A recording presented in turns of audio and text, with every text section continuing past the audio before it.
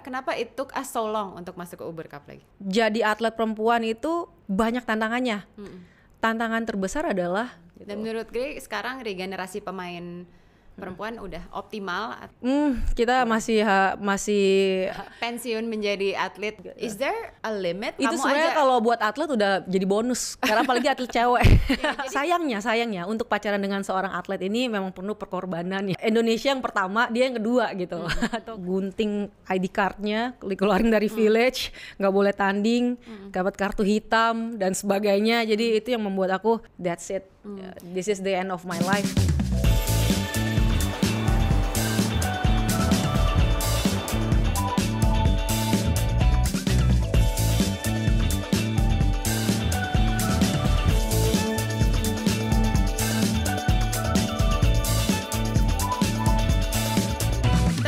Balik lagi sama aku Marian di TS Talks. Kali ini aku sendiri karena Luna juga berhalangan. Tapi kalian tahu dan ngerti banget seberapa cintanya aku sama dunia olahraga.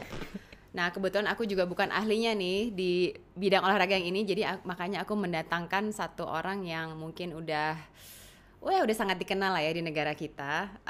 Dan yang ini kebetulan memang lagi banyak diperbincangkan, yaitu di dunia olahraga badminton. Kita langsung aja welcome nih legend dari cabang bulu tangkis yaitu Greysia Poli. Halo. Poli I apa Poli sih? Poli I. Poli I kan? Kita sama-sama Manado. Iya, Poli I. Manado banget soalnya. Aku nggak mau salah kalau ini nama cewek Poli I. Oke. So karena sama-sama Manado, kebetulan terakhir kita ketemu lagi ada acara tenis ya? Iya, ketemu acara turnamen Ladies Open. Iya, betul. Yang aku nggak pernah latihan, tapi disuruh main tenis. Sama kasusnya sama juga. Oh, itu nggak pernah latihan? Nggak pernah dong, aku lagi latihan lari. Jadi makanya aneh banget nih gue disuruh latihan tenis. Tapi jago kan, menang kan? Enggak juga, disuruh langsung level intermediate. Semestinya kita selevel lah gitu. Enggak, no, aku yang bakal ini minder banget kalau ada atlet ini atlet main di bidang. Enggak. Anyway, how do you like tennis? Tennis, badminton? Yeah, it's same rackets. I mean like bigger and smaller. It's just like the size, tapi beda banget. Dia punya teknik dan sebagainya. Dan memang aku nih dulu memang sebelum jadi pemain bulu tangkis, dulu mama tuh sempat introduce me with this two rackets sports. Jadi tenis dan badminton.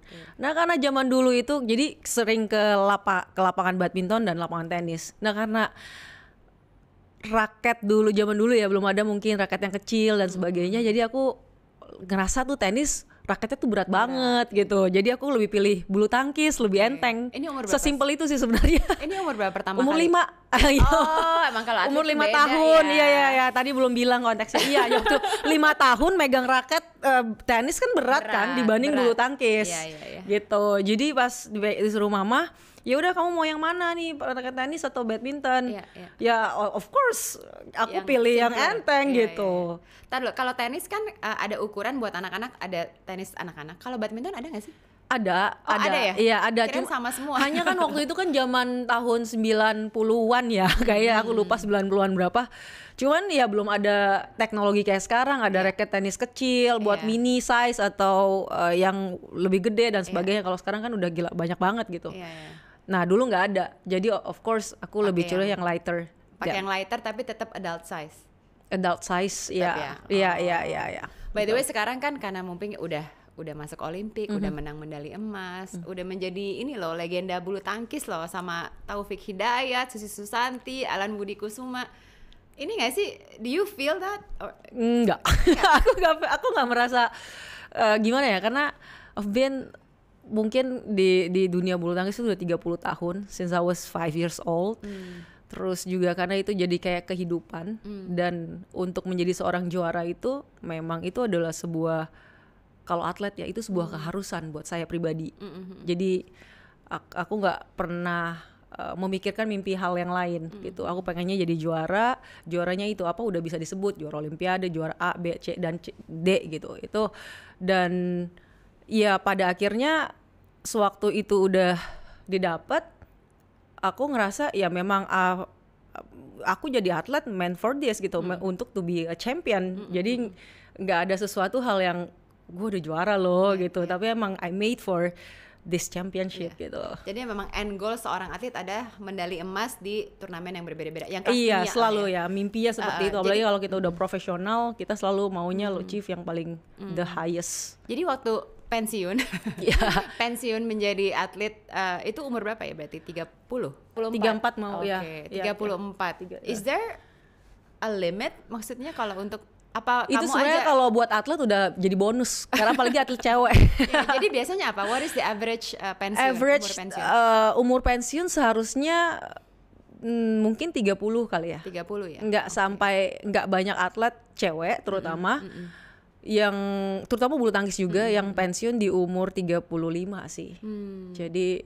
Jadi justru atlet itu diciptakan, maksudnya kita tuh main harus semudah mungkin kita berprestasi. Betul. Dan the golden age-nya itu ada di 22 sampai 26 lah, 27. Oke. Gitu. Jadi aku tuh udah kelewatan seharusnya. jadi Udah lewatin, bonusnya udah banyak ya. golden age-nya itu udah bukan golden age. Berarti kan terakhir nih menang kan Tokyo 2020. Iya. Terus sempat lagi yang All England kan tadi bilangnya All England 2022. All England 2022 terakhir pertandingan sih 2022 itu juga menang. Itu enggak. Oh enggak, tapi terakhir pertandingan turnamen yang Iya, ini. turnamen pertandingan Oke. terakhir. Oke. Jadi sebenarnya kan waktu pertama kali jadi atlet udah tahu ini golden age 2027. 22-an. Oke, 22 sampai 27 dan udah tahu ya sekitar 30 awal udah harus pensiun. Iya. Udah kebayang nggak? Oke, Udah abis kebayang. pensiun mau Betul. ngapain itu udah di Udah. plan semua. Oh, Iya. gitu. Jadi waktu dari kecil memang aku pribadi ya. Jadi aku nggak tahu atlet lain, cuman aku punya visi dan misinya sendiri. Jadi kalau aku mau jadi atlet bulu tangkis, aku masuk pembinaan di klub itu umur berapa, certain age, terus juga masuk pelatnas di umur harus targetin terus pokoknya dalam kehidupan gitu. Jadi sampai pada akhirnya nggak nyangka juga bisa sampai 34-5 gitu baru kelar main bulu tangkis. Padahal aku maunya di umur 22 udah jadi juara A, B, C, nggak juara Olimpik ya udah nggak apa-apa, tapi paling nggak ada di top level gitu. Tapi di umur aku yang itu belum bisa gitu loh aku nyampai. Tapi memang ya setiap orang kalau untuk prestasi memang beda-beda sih. Jadi lumayan terstruktur ya. Ini dapat cara berpikir seperti ini, driven and structured itu dari siapa? Dari orang tua apa dari kakak-kakak atau? Iya, dari orang tua juga, dari keluarga. Oke. Dan dari background ya memang dari yang paling utama sih dari keluarga sih yang memang waktu aku kecil jadi kayak kamu mau main bulu tangkis tapi kamu tetap harus sekolah di sekolah, nggak boleh cuma sekolah ada namanya doang di sekolah. Jadi kayak edukasinya juga harus tetap ada. Kakakku yang namanya yang mungkin si Ricky Polii, dia yang memang ini aku sih yang kasih aku untuk kamu pokoknya harus dia jadi motivasi aku lah, kasih target-target ke dalam kehidupan aku gitu. Karena our dad passed away waktu aku umur 2 tahun. Jadi dia pengganti gitu. Jadi dia kakak aku itu yang kasih tahu bagaimana untuk bisa jadi seorang juara juga, jadi seorang individual sewaktu nggak juara, kamu masih seenggaknya kamu punya edukasi, kamu punya sesuatu hal yang kamu bisa lakukan selain bulu tangkis. Kayak gitu. Jadi selama ini manggilnya mas atau kak atau kok kakak. Atau orang Manado kan? Orang Manado. Kakak, brur biasanya. Jadi Kak Ricky ini sebenarnya your father figure lah ya, dia selama growing up. Cuma I was actually quite shocked. Aku baru tahu detail ceritanya nih barusan. Dia juga sebetulnya udah meninggalkan kamu yang sangat tidak disangka-sangka. Ini juga on my wedding day. On your wedding day. Ini gila. Jadi ini kejadian 4 tahun lalu, tahun 2020. Yes. On your wedding day. Mungkin boleh ceritain dikit ya tadi. Iya.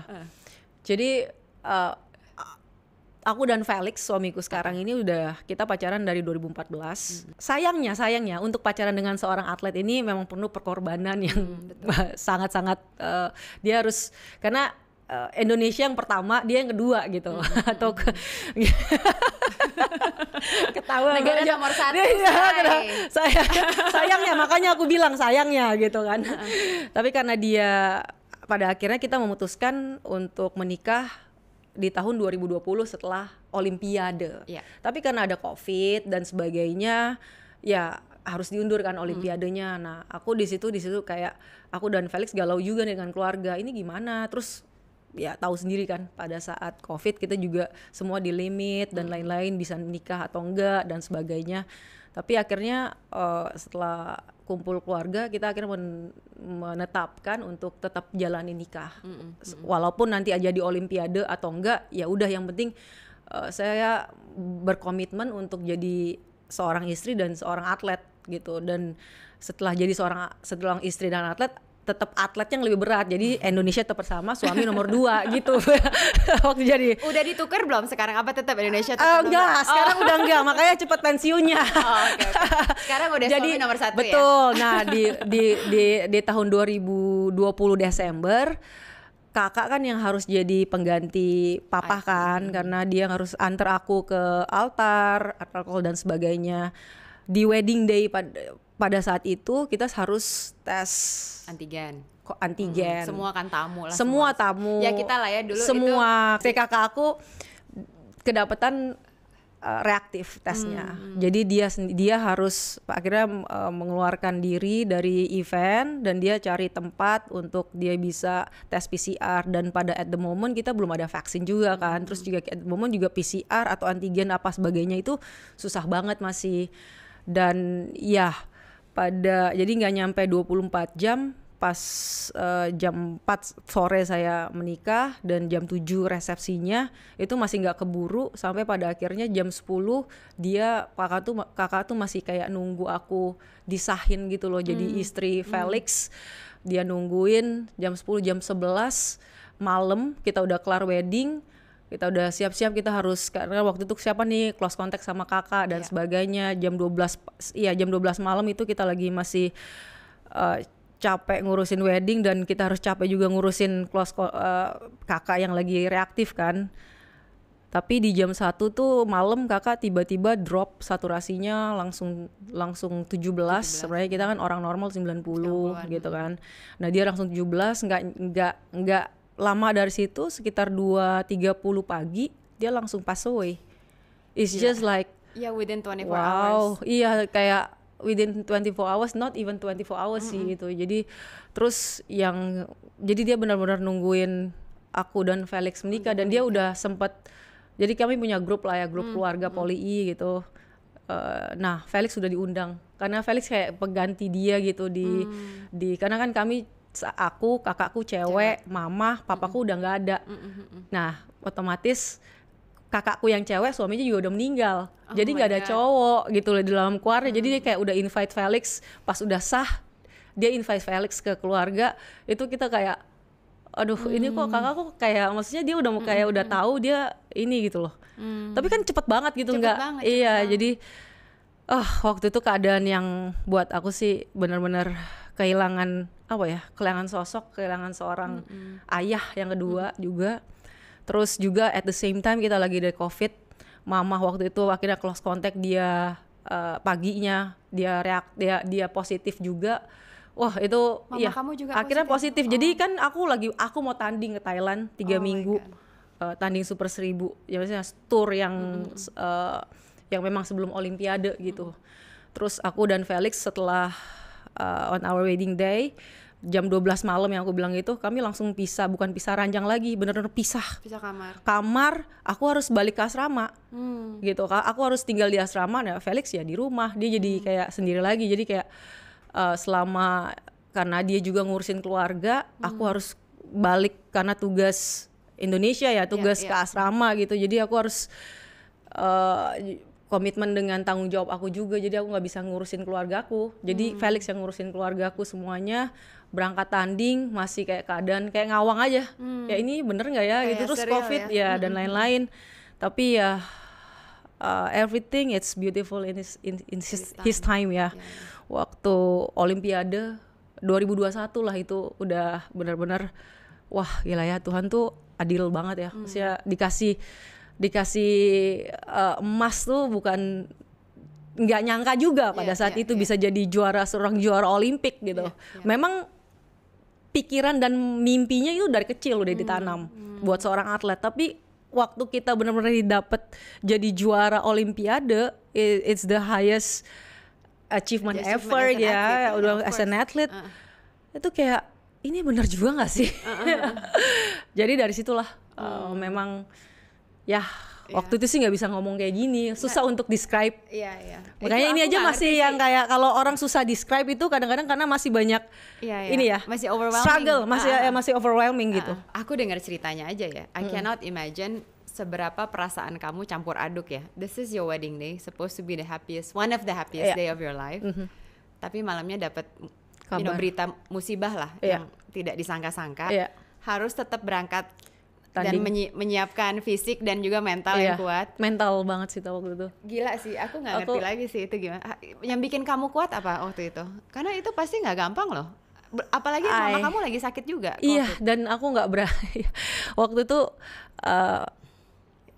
makanya ini kadang-kadang kalau kita hubungkan dengan spiritual thing, itu something yang the power is not in me, tapi something yang aku cuma bisa berdoa, Tuhan bikin aku waras setiap hari. Waras itu dalam arti walaupun aku lagi berduka, tapi aku ketika aku lagi sehari-hari nih lagi tanggung jawab dengan kompetisi aku, dengan ya negara aku ini dan sebagainya, tolong bikin aku waras supaya aku bisa kasih yang terbaik juga gitu dengan dan aku nggak mau tenggelam dalam kesedihan terus-menerus karena aku berpikir positifnya adalah pengen ngebahagiain buat kakakku juga gitu, buat keluarga aku yang lagi sedang berduka pada saat itu. Jadi kalau aku juara, kalau aku bisa dapet sesuatu hal yang baik, otomatis itu jadi sebuah kelegaan atau kebahagiaan gitu. Walaupun nggak bisa ditukar ya, meninggalnya kakak itu nggak bisa ditukar, tapi seenggaknya kita bisa tersenyum gitu di dalam keluarga aku. Jadi itu sih yang bikin kamu jadi tetap semangat gitu. Jadi kamu berhasil memutarbalikkan suatu kesedihan menjadi motivasi. Iya, betul pada saat itu. Walaupun ya emang nggak waras aku juga sih sebenarnya. Jadi setiap habis tanding aku nangis keluar sampai ya 5 kali, kan 5 kali kita main kalau main di setiap hari ya nangis terus aja. Ya. Kerjaannya. Tapi kalau lagi di tanding ya nggak boleh. Nggak boleh kelihatan. Tapi kalau kamu lagi tanding gitu biasanya ada keluarga yang ikut support? Nggak ada. Kan pada saat itu juga. Nggak boleh ya juga ya. Kalau misalnya dalam keadaan yang tidak COVID pada waktu itu, boleh, cuman nggak boleh bergabung dengan kita, nggak boleh bergabung dengan tim. Jauh lah ya, iya dia nginep di hotel apa atau tinggal di kamar lain. Misal suamiku aku ikut, ya dia harus tinggal kamar lain gitu. Aku harus fokus dengan kerjaan aku saat ini gitu. Wah gila, tapi pasti kan dari semua atlet juga kamu kan sekarang menjadi mentor ya di PBSI. Iya. Benar ya, mentor di PBSI, of course you can share your experience, nggak cuma sebagai atlet juga pasti gimana caranya menghadapi mental, keadaan-keadaan yang tidak terduga gitu. Betul. Ini kan yang lagi heboh diperbincangkan adalah Indonesia nih masuk ke Uber kemarin di final kan, final Uber Cup, dan terakhir itu tahun 2008, jadi udah lama banget gitu loh. So sebagai mentor di PBSI dan atlet perempuan doang atau atlet perempuanan laki-laki yang kamu mentor? Iya, atlet perempuan aja. Ganda putri. Ya. Menurut kamu apa sih kenapa it took us so long untuk masuk ke Uber Cup lagi? Ini harus aku jelasin. Oke, long story short, atlet perempuan Indonesia memang kita sangat banyak bakat, tapi selalu mentoknya itu di national team, selalu mentoknya itu di international level. Karena kenapa? Jadi atlet perempuan itu banyak tantangannya. Tantangan terbesar adalah misalnya kita harus how to control our emotion. Lagi dapat aja deh, sesimpel lagi dapat lagi menstruasi. Gimana caranya? Itu bisa sekarang bisa moody gitu. Pada umumnya hormonnya berubah. Dan apalagi kalau kita udah fisik, udah yang namanya fisik itu pasti kalau udah kecapean fisiknya itu moodinya lebih banyak. Dan ini gini pressure-nya handle-nya nih harus bener-bener kuat. Kita tuh jadi cewek harus tough, lebih harus ekstra gitu kita punya pemikiran ini gitu. Nah ditambah dengan segala keribetan yang ada, misalnya komunikasi ganda putri, kan ini aku ganda putri ya, komunikasi ganda cewek dengan cewek, gimana mereka bisa bekerja sama, masih muda dan lain sebagainya. Nah ini nggak bisa semudah itu dapat talenta yang baik di dalam dunia olahraga. Kalau kita bilang, aku kasih contoh mungkin sekarang tenis ya. Wah, mentang-mentang kita lagi main tenis nih. Roger Federer, Nadal, or siapapun dia juara Wimbledon 10 kali bisa berturut-turut juaranya. ya kan. Tapi Serena Williams yang memang udah achievementnya dia udah jago banget, juaranya tahun ini juara, tahun depan mungkin juara. Naomi Osaka, susah, semua betul. konsisten itu loh. Buat seorang wanita tuh susah. Iya, rada susah. Setelah aku pelajari selama ini ya, kenapa ya kok cewek ini susah banget gitu. Setelah aku pelajari ya memang ini ada it's in our DNA. Itu nggak mulu orang Indonesia, lu orang mana, kalau lu selama lu perempuan, kita perempuan, otomatis kita harus mengalahkan diri kita sendiri dan harus bisa be consistent aja, persistent aja. Nah, itu yang memang susah didapatkan. Iya. Jadi talentnya banyak, orang yang jago badminton banyak lah ya. Orang mentalnya apalagi siap. Indonesia banyak banget orang yang jago-jago. Mau orang tuanya mau cemplungin atletnya ke badminton tuh banyak sekali gitu. Banyak banget di seluruh Indonesia ini. Ini kan olahraga masyarakat ya. Bulu tangkis sudah jadi kayak culture kita juga gitu. Banyak sekali gitu bakat-bakat yang ada. Dan banyak banget di pelatnas itu kita juga equal. Misalnya 50 atlet cowok, ya kadang 40 atau 45 atlet cewek atau 50-50 kayak gitu. Tapi ya jadi gini, jadi maksudnya itu yang banyak makanya berguguran di tengah-tengah training. Betul, di tengah-tengah kompetisi ya. Tengah-tengah kompetisi gitu. Maksudnya di dalam kita lagi musimnya kita lah dalam 1 tahun atau kita dikasih kesempatan 4 tahun di pelatnas. Nah, itu banyak yang berguguran yang atlet-atlet cewek. Jadi itu salah satu yang menyebabkan atlet perempuan belum bisa konsisten gitu. I see. Karena ada DNA dan hormonal imbalance ya. Dan ini semua kebanyakan di bawah 20 tahun kan? Juga masih enggak juga ya? Iya, enggak juga. Ini semua memang memang ada di kita aja sih. So, yang bikin emotional control atau maturity-nya Gracia bisa handle semua ini dari mana? Dari keluarga itu? Dari keluarga dan spiritual journey juga. Kamu, ya? Spiritual journey juga. Berdoa, terus juga bagaimana kita bisa belajar diri sendiri juga sih. Pada akhirnya kalau misalnya sekarang kita belajar mental, kita harus ya datang ke psikolog, how to beat the stress, how to manage the nervous dan sebagainya. Nah, itu kita harus pelajari juga. Jadi sebagai atlet tuh bukan cuman fisik dan teknik aja yang harus diajarin, tapi kita juga harus sadar banget yang utama itu adalah mental yang kita harus pelajari juga gitu. Dan kapan kita harus mungkin coba seek for help ya, karena banyak orang ngerasa dia bisa handle sendiri atau there's nothing wrong gitu ya. Iya, betul. Kebanyakan gitu. Nah, jadi hal-hal ini yang dibantuin oleh Gracia sebagai mentor di pelatnas. Jadi karena mungkin I've been through a lot dan ada achievementnya juga, jadi young generation butuh sosok. Dan ini juga yang aku memang sadar bahwa sebagai seorang negara itu kalau mau sukses itu justru harus ada regenerasinya. Betul. Ya kan. Jadi bagaimana aku juga pengen, aku successor di ganda putri, tapi gimana caranya aku nih kalau mau lebih sukses lagi, itu ganda putrinya, the whole ganda putri itu harus sukses juga. Nggak cuma aku sendiri gitu. Regenerasinya harus jalan. Gitu. Jadi itu yang memang yang bukan yang diminta ya, tapi aku juga punya kesadaran bahwa aku harus ambil turut bagian gitu untuk bantu adik-adik untuk bisa sukses juga, untuk bisa ambil tali estafet ini dan mereka juga bisa sama-sama juara dan tetap konsisten. Kayak gitu sih. Jadi itu yang sebagai mentor yang dibutuhkan. Gitu. Dan menurut Grey sekarang regenerasi pemain perempuan udah optimal atau apa yang masih? Kita masih harus terus berjuang sih. Harus terus berjuang dan juga konsisten. Aku berharap bisa lebih konsisten aja sih. Gitu. Dalam meraih prestasi. Gitu. Dan mungkin ini ya, orang tuh kan kalau ngelihat Gracia ini udah medalinya udah mentok lah ya. Achievementnya banyak. Tapi tadi kamu sempat share, tapi di balik semua itu banyak loh musibah-musibah yang kamu harus jalanin ya di tengah semua perjuangan ini. Dan banyak orang tuh suka lupa, mereka tuh ngelihat achievement seseorang, ngelihatnya kan bagus-bagus doang ya.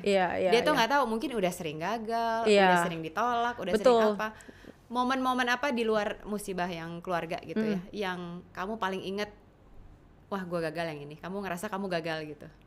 Masih inget nggak? Mungkin lebih banyak daripada keberhasilan ya kalau kegagalan.